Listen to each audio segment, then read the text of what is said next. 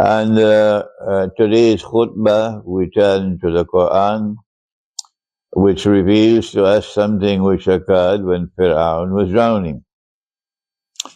And this is in Surah to Yunus. And Fir'aun, when he was drowning, realized that he was not God, as modern Western civilization, which is mimicking the life of Fir'aun, declaring that they are God and all of mankind must submit in submission to them. But Fir'aun realized when he was drowning that he was not God, and so too will modern Western civilization realize one day. And then he declared that I now have faith in the God of Banu Israel. And then Allah responded, and my students around the world, and this Jummah khutbah, everybody would know, remember what Allah said on that occasion, and no one knew about this until the Quran was revealed. It is not to be found anywhere else but in the Quran. That Allah responded to Fir'aun and said to him, Al-an, now Pharaoh, now you declare your faith. وَقَدْ عَصَيْتَ قَبْلًا, and before this you were in arrogant and obstinate rejection. وَكُنْتَ مِنَ الْمُفْسِدِينَ, and you were committing fasad on earth, you were committing corruption and destruction on earth. فَالْيَوْمَ نُنَجِّيكَ بِبَدَنِكَ, this day, Fir'aun, we have decided to preserve your physical body. Why? Why have we decided to preserve your physical body? لِتَكُونَ لِمَنْ خَلْفَكَ آيَةً, that we, by preserving your physical body, on that day when your physical body is rediscovered and it resurfaces in history, it will function as a sign for a people to come after you. وَإِنَّ كَثِيرًا مِنَ النَّاسِ عَنْ آيَاتِنَا لَغَافِلُونَ, but most people are heedless of our signs. So what is the sign? The body of Pharaoh was discovered and positively identified. It happened in the same year that the Zionist movement was established in Basel in Switzerland in 1897.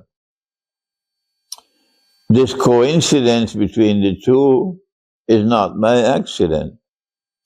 With the birth of the Zionist movement, the last countdown of history has now begun. And mankind will now witness history being repeated. Exactly what happened at that time when Pharaoh was in a contest with Musa alayhi salam and the believers, the same thing will now be repeated in history at the end of history. And it is to that event that we now turn in today's khutbah. What happened in the world at the time when Pharaoh was oppressing the believers, those who worship the one God? There is a hint in the Quran as to what is to come. When Allah sent down the Quran, and Nabi Muhammad alayhi salatu wassalam had given the khutbatul wida from Arafat at the time of the Hajj that he performed, Allah then sent down revelation to say, Al-yawma akmaltu lakum deenakum wa atmamtu alaykum ni'mati wa raditu lakum al-Islam deena, that I have completed the task. I have perfected the religion for you. I have fulfilled my promise to you. And so we did not expect that there would be any more revelation after this. This is the end. But yet, after he left Medina, Makkah, and he returned to Medina, we have now only 81 days left in his life before Allah takes him away. Allah sent down one more revelation. On the authority of Abdullah ibn Abbas radiallahu ta'ala anhuma, and recorded in the Sahih of Imam al-Bukhari, it is reported that the last revelation to come down in the Quran was that which is to be found in Surah Al-Baqarah, verses 183, 184, 185, in which Allah subhanahu wa ta'ala announces, Ya ayyuhalladhina amanu attaqullah, fear Allah if you have faith, وَذَرُوا مَا بَقِيَ مِنَ الرِّبَى إِن كُنتُم مُؤْمِنِينَ, and give up what remains of your demand for riba if you are indeed believers. وَإِن لَّمْ تَفْعَلُوا فَأَذَرُوا بِحَرْبٍ مِّنَ اللَّهِ وَرَسُولِهِ. Nothing in the Quran compares to this language. Nothing else in the Quran compares to this language. And if you do not give up this system of riba, unjust system of oppression, then take notice of a declaration of war from Allah and His Messenger. And so by turning to the subject of riba as one more revelation to complete the revelation of the Quran, after having declared that we have completed our favor unto you, we have completed our task of this revelation. After doing that, He now gives us one more revelation, and it is on riba. The implication is as broad as daylight, that the most important event remaining to occur in history, other than the return of Nabi Isa alayhi salam as the true Messiah, is an attack on mankind using riba. Our Prophet, Allah's blessing be upon him, prophesied this miserable day. He said, a time will come when you will not be able to find a single person in all of mankind who will not be consuming riba. And whosoever says that he's not consuming riba, verily the dust of riba would be upon him. Verily the vapor of riba would reach him. And so history is going to end with a universal attack of mankind using riba. How does this link us to Pharaoh and his oppression of the Israelite people? The answer is Pharaoh enslaved the Israelite people. And in the end of history, the Zionists will use riba to enslave mankind. But they will use deception, and it will be a slavery which will come incrementally creeping upon us little by little, until while we are asleep or eating our couscous, our biryani, and going to sleep, the slavery will come upon us, and we'll all be enslaved. And when we are all enslaved, then Pharaoh was able to rule over the Israelites, and the Zionist Judeo-Christian Alliance and the State of Israel will be able to rule over all mankind. And so now we live in a world that while there are those with a conscience and who insist that we must do something to show our sympathy and our compassion and our that we stand on the side of the oppressed, and we want to liberate the oppressed from oppression, and we try to help them. They call it the socialist economy.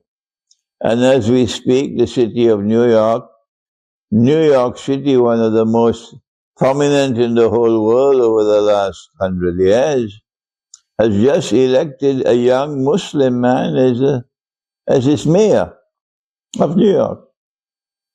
Something unprecedented in American history, indicating that there are sufficiently poor people in New York.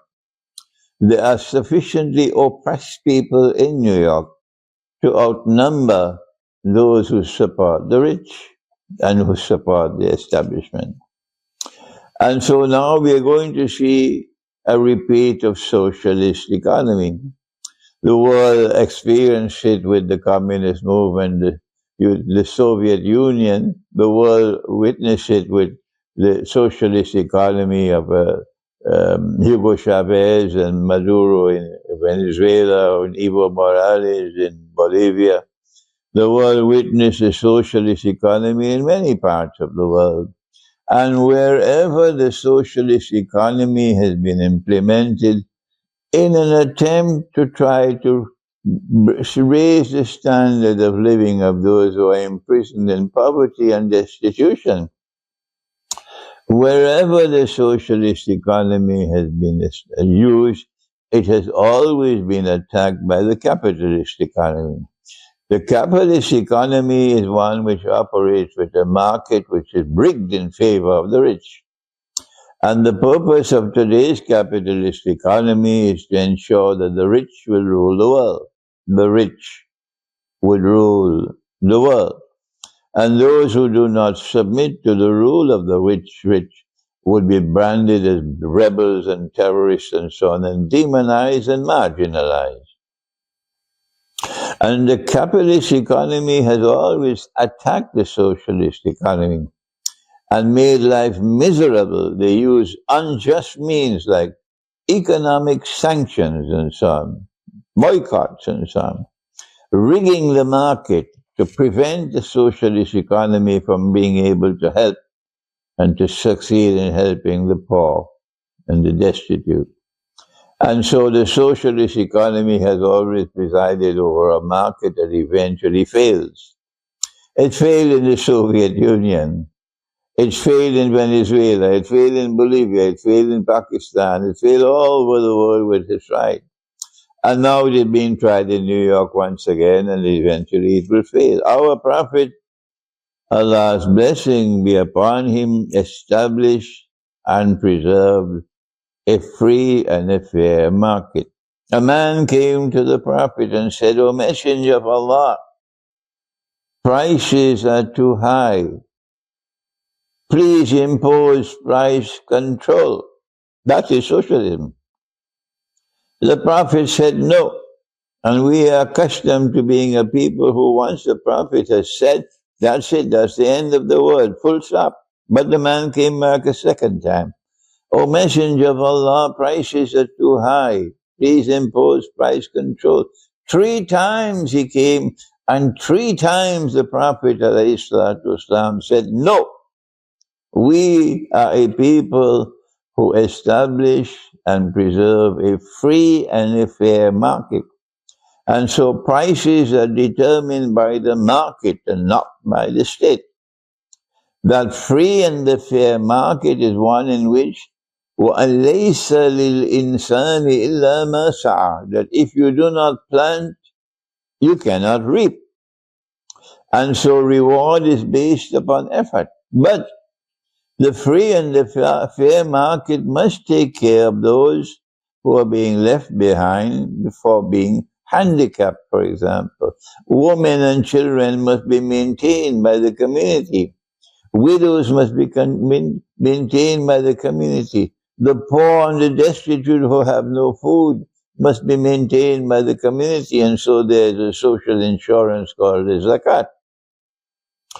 But apart from that, it is the free and the fair market which must be preserved. Today, that free and fair market is lost, and it is rigged because we no longer have valid money being used in the market. Today we have something they call fictitious money, and it is rigged in favor of the rich. And so the socialist economy, while there is so much in it that is meritorious, because it involves state involvement in the economy, it corrupts the free and the fair market. It cannot succeed.